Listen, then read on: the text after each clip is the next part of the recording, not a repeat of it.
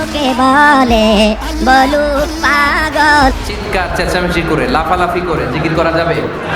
চরমোনাই লাফায় কেন? তোর অ্যালার্জি কেন? একটা দেখাও যে জিকিরে কোথায় লাফায়। ফেরেশতা পেছনে রশি লাগায় জাহান্নামটারে ধরে রাখ। আল্লাহ আল্লাহ আল্লাহ আল্লাহ আল্লাহ আল্লাহ। দুইজন আলেম আসছে, তাহলে হুজুর বাসের মধ্যে কি ওঠে এখন? আমি বলে ভাই পাহাড় তো পায় না, এই বাসে ওঠে, পাহাড় পেলে পাহাড়ে উঠে। লাফায় কেন? চরমোনাই উজানি টের ভাই চরমোনাই রুবি বেশি, টাকা নগদে নিতে চায়। বাপ দাদারা পীর ছিল, সেখান থেকে তারা খেলামত পেয়ে পীর হয়ে এসেছে। এই যে ভণ্ডামি সব গঞ্জাম লাগিয়ে দিয়েছে।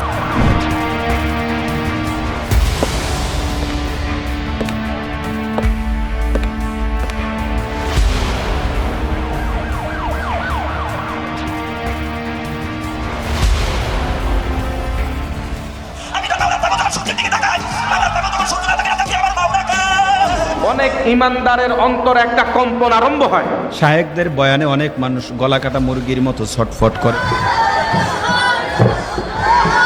বুঝো না তোর কপাল খারাপ। ধর্মের নামে এসব ভণ্ডামের প্রধান কার্যালয় চরমোনাইয়ের দরবার শরীফ। বাংলার জিন্দা শাহজালাল আল্লামা মুফতি ফয়জুল করিম শাইখে চরমোনাই। চরমোনাই দরবারের দায়িত্বে থাকা প্রধান দুই ভণ্ড হলেন ফয়জুল করিম ফজু আর রেজাউল করিম রেজু। ফজু রেজু দুই ভাই জন্মগতভাবেই পীর সাহেব। তাদের বাবা ছিলেন পীর, তার দাদা পীর, তার দাদাও ছিলেন পীর সাহেব। আবার রেজু ফজুর ছেলে হবে পীর, তার ছেলে পীর, তার ছেলেও পীর সাহেব হবার ব্যাপারে মোটামুটি কনফার্ম। সব মিলিয়ে এসব যেন পীরের হাট বাজার। দাদাদার রহমাতুল্লাহ হাত উপরে দিকে উঠাইয়া ডাক দিয়া বলে, গরু এদিকে আও। ডাকের সঙ্গে সঙ্গে গরুটার রশি ছিঁড়া দৌড় দিয়ে এসে দাদাদারের সামনে এসে দুনিয়ার মানুষ, তোমরা আমাদের কথা শুনলা না, গরু আমাদের কথা শুনবে। এই ব্যবসা শুরু করতে কোনো পুঁজি লাগেনি তাদের। সাপ, ব্যাং আর বাইং মাছের কেচ্ছাই তাদের ব্যবসার মূলধন। দাদাজান বলতো, ওই বাইং মাছ তোর কপাল ভালো, যদি জালের সঙ্গে তুই না ওঠো, ওদিকে ট্যাডা নিয়ে কুফাইতে কুফাইতে আইতে আছে। যখন তোর কলিজার মধ্যে ট্যাডা কাটা ঢুকে পড়বে, আর তখন পানির মধ্যে থাকতে পারবি। এসব কেচ্ছা কাহিনী শুনিয়ে রেজু ফজু চালিয়ে যাচ্ছে তাদের রমরমা ব্যবসা।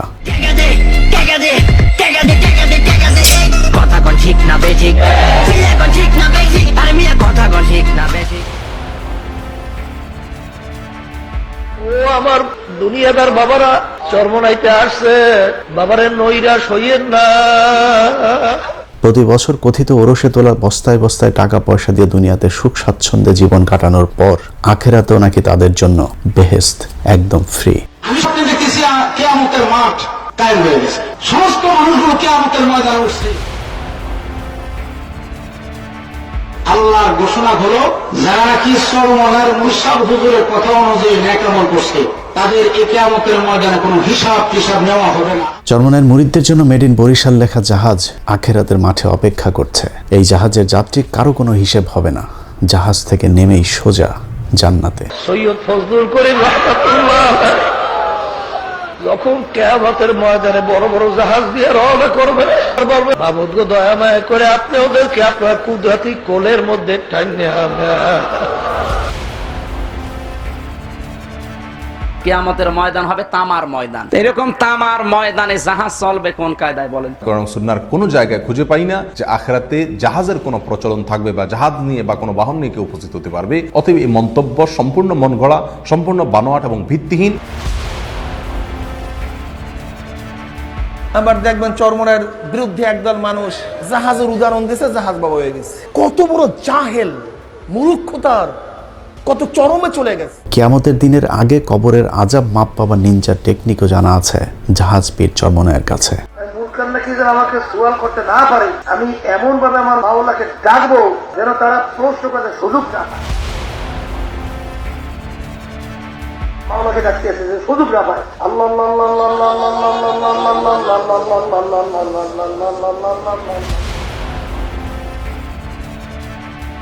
এইভাবে আবার যখন নাকি কাজ শেষ হয়ে যাবে আবার তারা ঘুরে ঘুরে আল্লাহ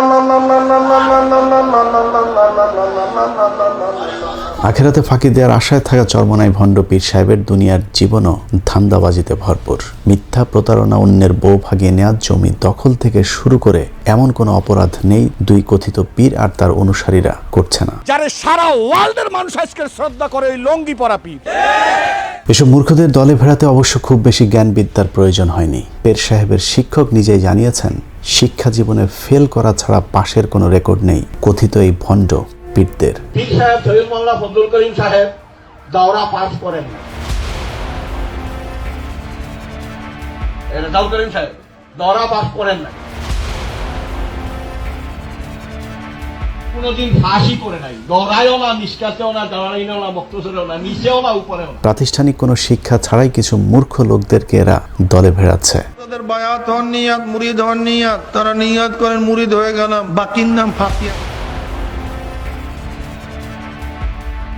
সৈয়দ মোহাম্মদ ফাইজুল করিম খলিফা শায়খুনা মুর্শিদুনা।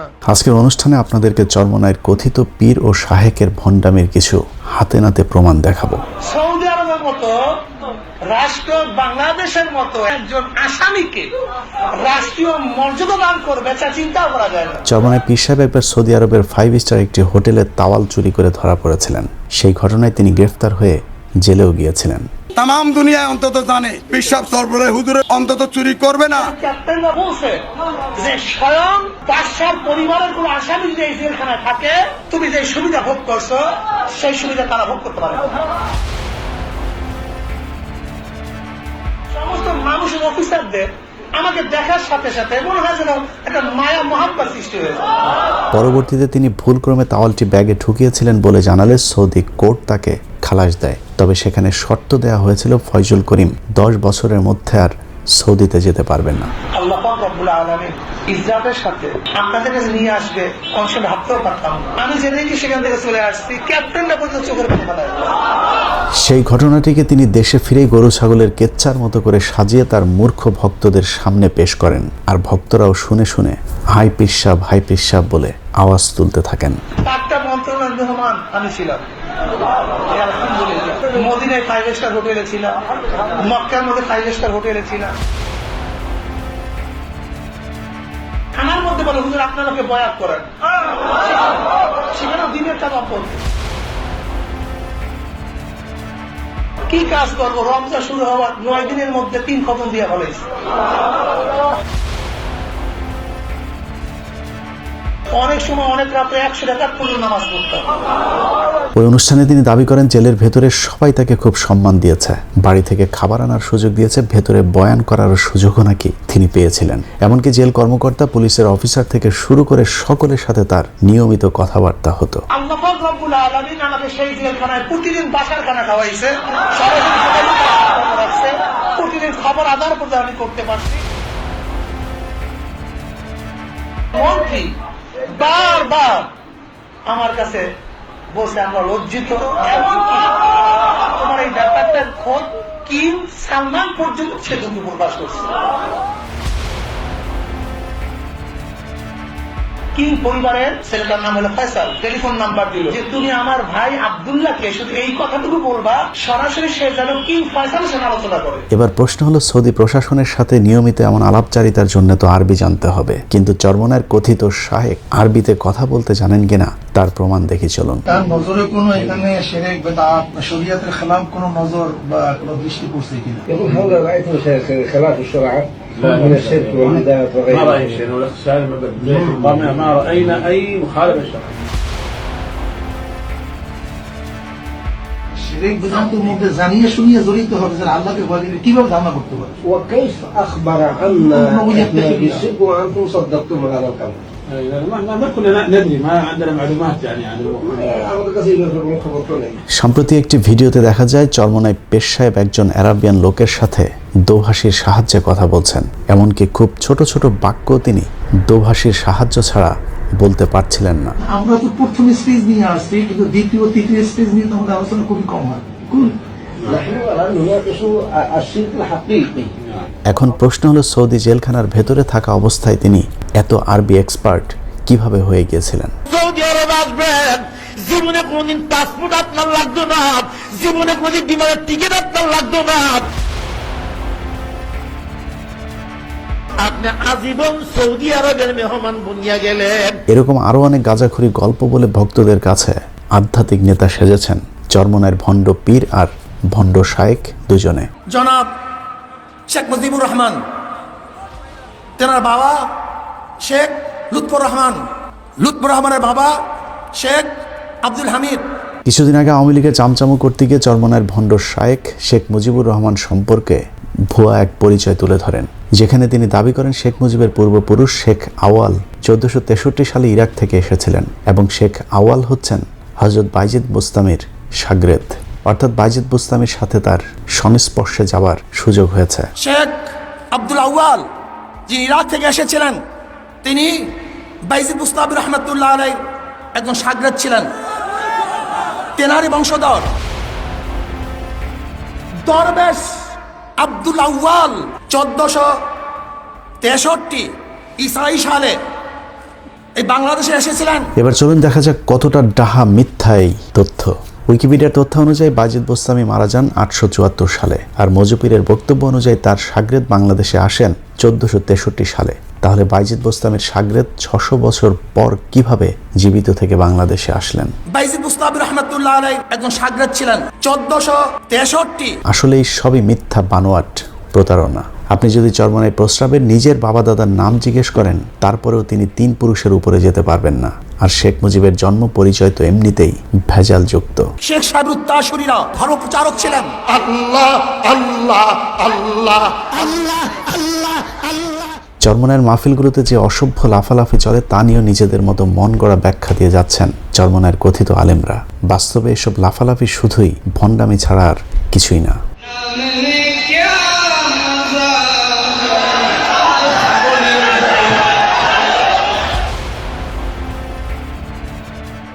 পাহাড় তো পায় না, বাসে ওঠে, পাহাড় পেলে পাহাড়ে উঠতে।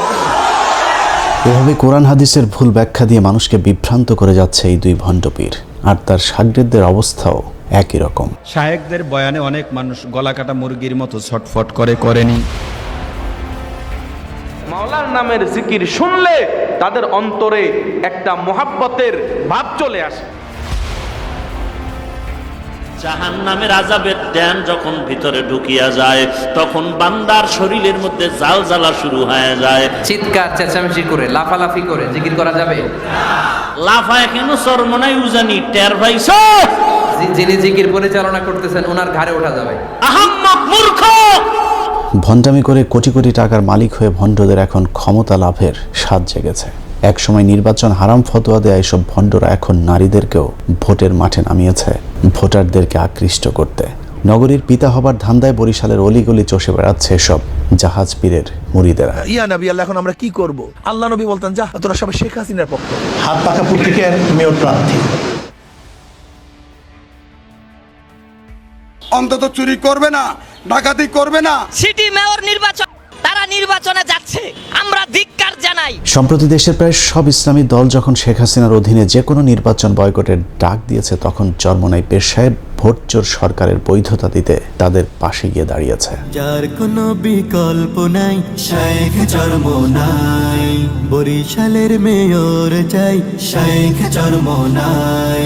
আমাদের সূত্র জানিয়েছে, বরিশাল সিটি কর্পোরেশন নির্বাচনে ফয়জুল করিমকে আগে থেকে নির্বাচনের জয়ের ব্যাপারে আশ্বাস দেওয়া হয়েছে, যে কারণে তাদের দলের কেন্দ্রীয় সর্বোচ্চ নেতা হবার পরেও তিনি সিটি কর্পোরেশনে মেয়র পদে প্রতিদ্বন্দ্বিতা করছেন। আপনি যদি হাত পাখা পত্রিকায় ভোট দেন, তাহলে ভোটটা পাবে আল্লাহর নবী। হাত পাখার বিকল্পে ভোট দেওয়া কবিরা গুনাহ, কবিরা গুনাহ। সূত্র আরো জানিয়েছে, হাসিনা এক ঢিলে 3 পাখি মারবার টার্গেট নিয়েছে। একদিকে শেখ পরিবারের সদস্য বরিশালের ত্রাস সাদিক আব্দুল্লাহকে মনোনয়ন না দিয়ে আওয়ামী লীগের যে প্রার্থীকে মনোনয়ন দেওয়া হয়েছে তাকে খুশি করা হয়েছে। স্থানীয় আওয়ামী লীগ মনে করছে শেখ হাসিনা যোগ্যতার প্রশ্নে নিজের পরিবারের মানুষকেও ছাড় দেন না। অন্যদিকে চরমোনাইকে জিতিয়ে সবাইকে বোঝানো হবে দেশে নিরপেক্ষ নির্বাচন হচ্ছে, অতএব শেখ হাসিনার অধীনে সুষ্ঠু নির্বাচন হওয়া সম্ভব। আমি প্রথম বস্তিবাসীদের উন্নয়ন করব, বাচ্চা প্রসবের জন্য সিটি কর্পোরেশন সমস্ত দায় দায়িত্ব গ্রহণ করবে। সূত্র জানিয়েছে আওয়ামী লীগ প্রার্থীকে যেহেতু পাশ করানো হচ্ছে না, সে কারণে সাদিক আব্দুল্লাহকে কৌশলে মনোনয়ন দেওয়া হয়নি। মূলত চরমোনাইয়ের কথিত পীর ও শায়েক দুটোই সরকারের বরিশাল প্রতিনিধি। এদের কাজ শুধুই মানুষকে বিভ্রান্ত করা, আর যারা কোরআনের আসল ব্যাখ্যা বিশ্লেষণ করে তাদের বিরুদ্ধে ফতোয়া দেয়া। কিছু ইংলিশ ফিংলিশ পড়িয়া, বাংলা টাংলা পড়িয়া বাস ফতুয়া দেওয়া শুরু করছে। সাহেল গন্ডমূর্খ। জাকির নায়ক সাহেব তো একজন গবেষক মানুষ, ভালো কথা বললেই তোমরা বলবে হিংসা করে না। আল্লাহর কসম করে বলি, কারোর সাথে আমাদের হিংসা নাই। তো কোন বক্তাদের বয়ান শুনবেন তাও চিন্তা করেন। বর্তমান পৃথিবীর সর্বশ্রেষ্ঠ আলেম ডক্টর জাকির নায়কের বিরুদ্ধেও এই চরমোনাইয়ের ভণ্ডরাই বিভ্রান্তি ছড়ায়। জাকির নায়ক সাহেব কাজ বাদ দিয়া ওয়াকাজের মধ্যে যখন লিপ্ত হয়ে গেছে, তখন ধিক্কারে পাত্র হয়ে গেছে।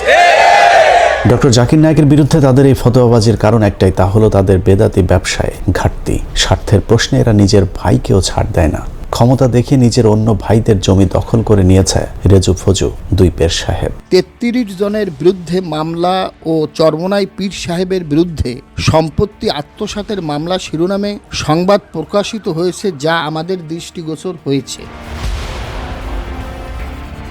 যদি পেয়েও থাকে, সেই জায়গা পাওয়া নেওয়া দেওয়ার জায়গা তো প্রিন্ট মিডিয়া না, সোশ্যাল মিডিয়া না। যাদেরকে গরু, ছাগল, কুকুর, বাঘ আর জাহাজের গল্প শুনিয়ে বস্তা ভর্তি টাকা কামানো হচ্ছে, তাদের বিপদেও কখনোই কাজে আসে না সারাক্ষণ দান খয়রাতের কথা বলে মানুষের পকেট কর্তনকারী পীর সাহেবেরা। চরমোনাইতে আসছে, বাবারে নৈরাশ হইয়েন না।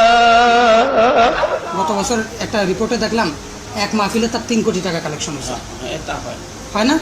তো এত কোটি টাকা কই যায়? মার্কেট করে। আমি কয়েকদিন আগে রাজনীতি কিশোর সামনে কথা বলছি, ভাই আমি চেক আপ করতে পারি, আমাকে সহযোগিতা দিয়ে 1 টাকাও দেয় না আপনারে রেজাল্ট করি।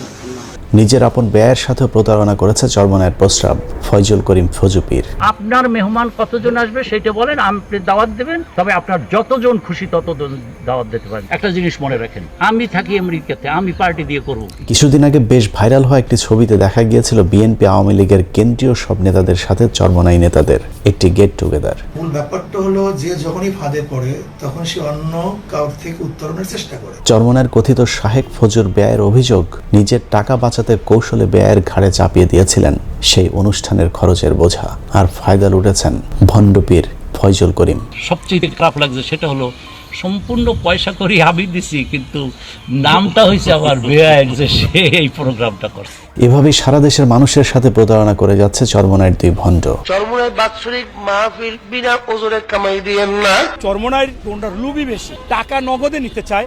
ওনাদের মাঠে বসে এমন বয়ান দেয়, বয়ানের চড়ে আপনি কাপড় চোপড় খুলে আপনি ওনাদেরকে দিয়ে দেবেন। চরমোনাইয়ের বিশ্বাস হুজুর যে ভাওতাবাজি শুরু করছে কয়দিন ধরে, বাপ দাদারা পীর ছিল, সেখান থেকে তারা খেলাবোধ পেয়ে পীর হয়ে এসেছে। এই যে ভণ্ডামি, জাহেল, জ্ঞানের স্বল্পতা, আমাদের মধ্যে মূর্খতা অনেক বেশি। গুরু ঠাকুর বলছে পর্দা লাগে না, এটাই সঠিক। সারা দেশব্যাপী মানুষ যদি কয় লাগবে, হবে না। আমার গুরু ঠাকুর যা কইছে তাই। যারা বলে জিকিরে লাফায় বাস বায়, এই কথার ধরনেই বোঝা যায় সে উম্মতের সংশোধনের জন্য বলে না, সে বলে হাসাদ হিংসা থেকে। চরমোনাইয়ের সমর্থিত ভণ্ডদের মধ্যে অন্যতম হলেন হাফিজুর রহমান কুয়াকাটা ও তার ভাই হাবিবুর রহমান মেজবা। দুজনেই নিজের মুরিদের বউভাগী আলোচনায় এসেছিলেন। এখনো নাকি বোরকা পরা মেয়েদের দেখলেই তাদের যৌবনে ঝাঁকি দেয়। একটা মেয়ে কলেজে যাচ্ছে, বোরকা পরা, হাত মোজা, পাও মোজা সব লাগানো, এরপরও কি আকর্ষণ যুবকের হয় কি হয় না? আমার হয়, তোর হয় না? এত কিছুর পরেও তাদের বিরুদ্ধে কোনো ব্যবস্থা নেয় না সরকার। উল্টো তাদেরকে দিয়ে আগামী নির্বাচনে শেখ হাসিনা আরেকটি পাতানো নির্বাচনের ধান্দা করছে। এই আমানত যে রক্ষা করতে পারবে তার কাছে আমরা যেন আমানত রাখতে পারি। আমাদের শেখ চরমোনাই আমাদের নগর পিতা হিসাবে আল্লাহ কবুল করেন। সেই নির্বাচনে 300 আসনে প্রার্থী দেওয়ার পরিকল্পনা রয়েছে চরমোনাইয়ের। চরমোনাইয়ের কথিত শাহেক বিভিন্ন সময় ভারতের বিরুদ্ধে জ্বালাময়ী ভাষণ দেয়, তারপরেও তাদের বিরুদ্ধে কোনো ব্যবস্থা হয় না, কারণ ভারতীয় গোয়েন্দাদের সাথেও তাদের সম্পর্কটা অনেক পুরাতন, যে কারণে তাদেরকে কখনোই জেল, জুলুম কিংবা নির্যাতন সহ্য করতে হয় না। সবাই জেলে, আমি জেলে না কেন? তাদের প্রশ্নই হলো আমি জেলে না কেন? দলিল কি? একদিকে সরকার, অন্যদিকে ভারতীয় গোয়েন্দা সংস্থার সাথে মিলেমিশে তারা তাদের পরিধি দিনকে দিন বাড়িয়ে চলেছে। তাদের সহায়তায় সরকারি জায়গা দখল করে মসজিদ মাদ্রাসা বানিয়ে চরমোনাইপন্থী মানুষের সংখ্যা বাড়ানোর চেষ্টা করছে চরমোনাই পীর সাহেবেরা। এসব মসজিদ মাদ্রাসাগুলোতে ছোট ছোট বাচ্চাদের ব্রেন ওয়াশ করে কোরআন হাদিসের ভ্রান্ত ধারণা শিক্ষা দেওয়া হচ্ছে।